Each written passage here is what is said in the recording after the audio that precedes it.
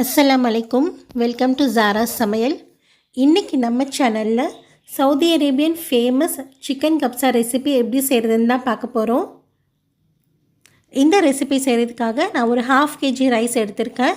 1/2 kg ரைஸ்க்கு 700 grams அளவுக்கு நான் சிக்கன் எடுத்துக்கிட்டேன். சிக்கன் நல்லா வாஷ் பண்ணி எடுத்துகிட்டு இந்த மாதிரி சின்ன சின்னதாக ஸ்ப்ளிட் பண்ணி எடுத்துக்கலாம். இப்போ இதில் ஒரு 1/2 ஸ்பூன் அளவுக்கு ஜிஞ்சர் கார்லிக் பேஸ்ட் சேர்த்துக்கலாம். 1/2 ஸ்பூன் அளவுக்கு சால்ட் சேர்த்துட்டு ஒரு ஹாஃப் லைமை இதில் ஸ்க்வீஸ் பண்ணி விட்டுட்டு நல்லா மிக்ஸ் பண்ணி வச்சுட்டு ஒரு 10 மினிட்ஸ் இது இருக்கட்டும்.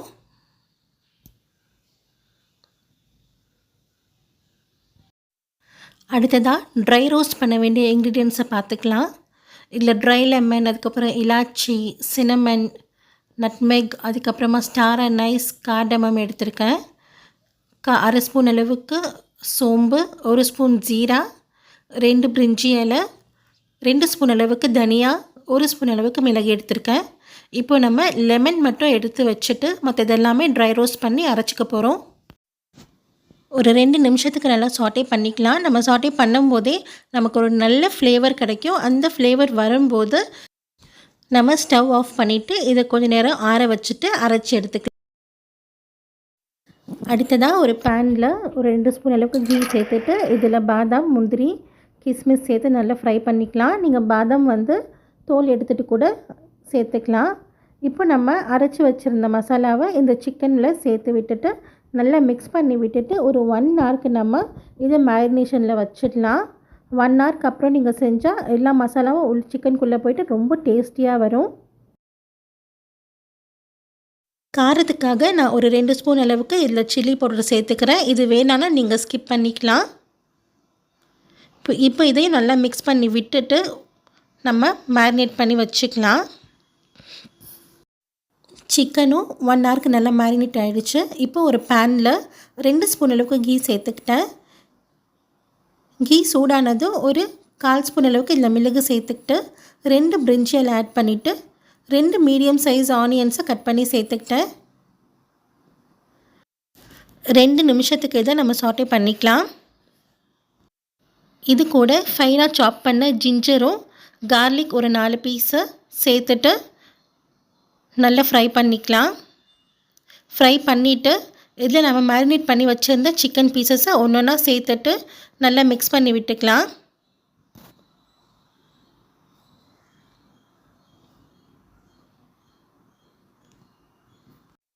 இது கூட 2 தக்காளியை இந்த மாதிரி ஃபைனாக அரைச்சி சேர்த்துக்கிறேன். தக்காளியோட மசாலாஸ் நல்லா குக் ஆகிட்டு ஓரளவுக்கு தண்ணி பிரிஞ்சு வரும். இதிலே சிக்கன் ஓரளவுக்கு குக் ஆகிடும். இப்போது 1 கப் அரிசிக்கு 1.5 கப் அளவுக்கு தண்ணி சேர்த்துக்கலாம்.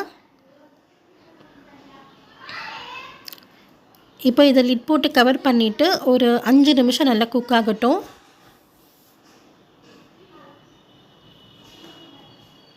இப்போ ஓப்பன் பண்ணி பார்த்தோன்னா நல்லா தண்ணி கொதி வந்துடும். இப்போ நம்ம இதில் சிக்கன் எல்லாம் எடுத்துட்டோம். இப்போ நம்ம இதில் ரைஸ் ஆட் பண்ணிக்க போகிறோம்.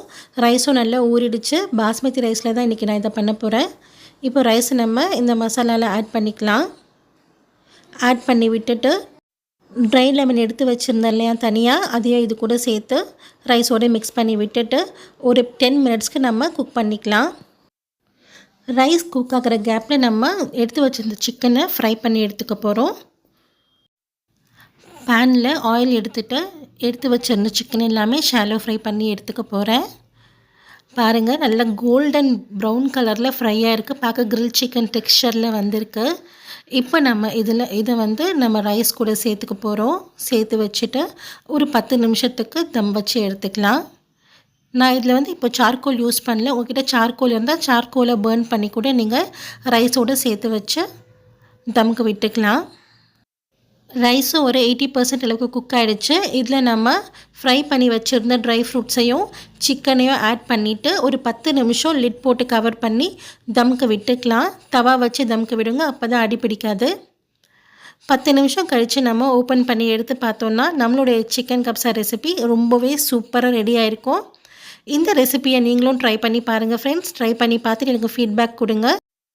என்னுடைய இந்த வீடியோ உங்களுக்கு பிடிச்சிருந்தா வீடியோக்கு லைக் பண்ணுங்கள். சேனலை மறக்காமல்